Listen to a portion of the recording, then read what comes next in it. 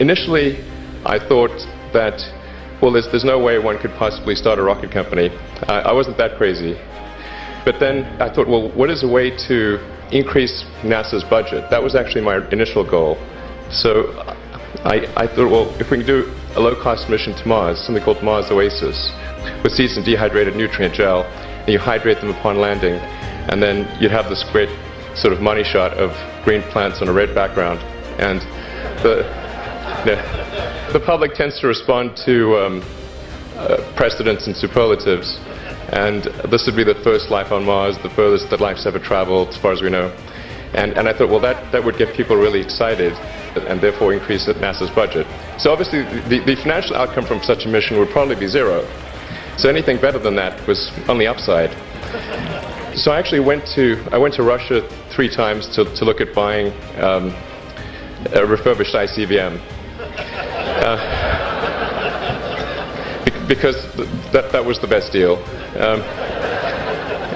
And I can tell you it was very weird going there in late 2001, 2002, going to the Russian rocket forces and saying, I'd like to buy 2 of your biggest rockets, but you can keep the nuke. That's a lot more.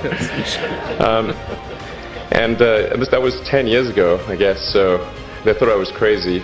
After making several trips to Russia, I came to the conclusion that my initial impression was wrong about because my initial thought was, well, that there's not enough will to explore and expand beyond Earth and have a Mars base and that kind of thing.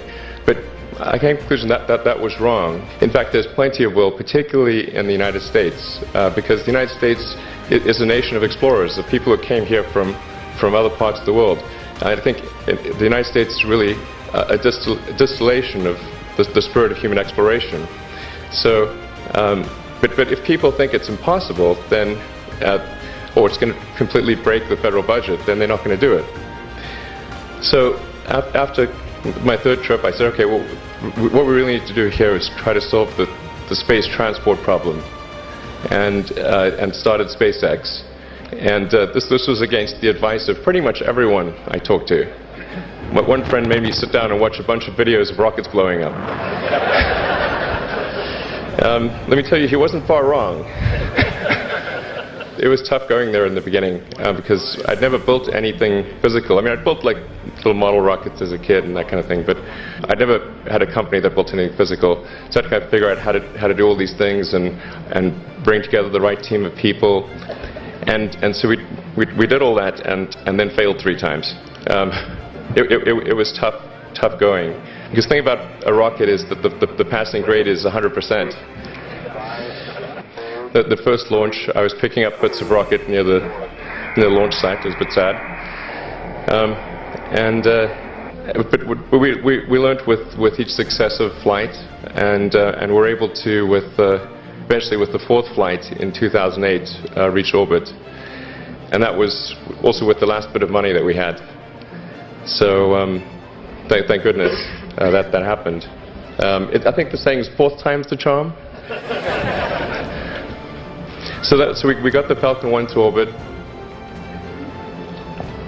and then began to scale that up to the Falcon 9, which is about an order of magnitude more thrust. It's around 1 million pounds of thrust, and we managed to get that to orbit, and then developed a Dragon spacecraft, which recently was able to dock and return to Earth from the space station. That was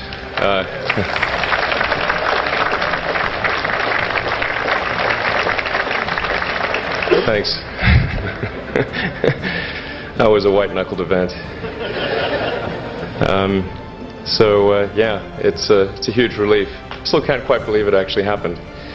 But there's a lot more that must happen beyond this in order for humanity to become a spacefaring civilization, and ultimately a multi-planet species. And that's something I think it's vitally important, and I hope that some of you will participate in that, either at SpaceX or at other companies, because it's just really one of the most important things for the preservation and extension of consciousness.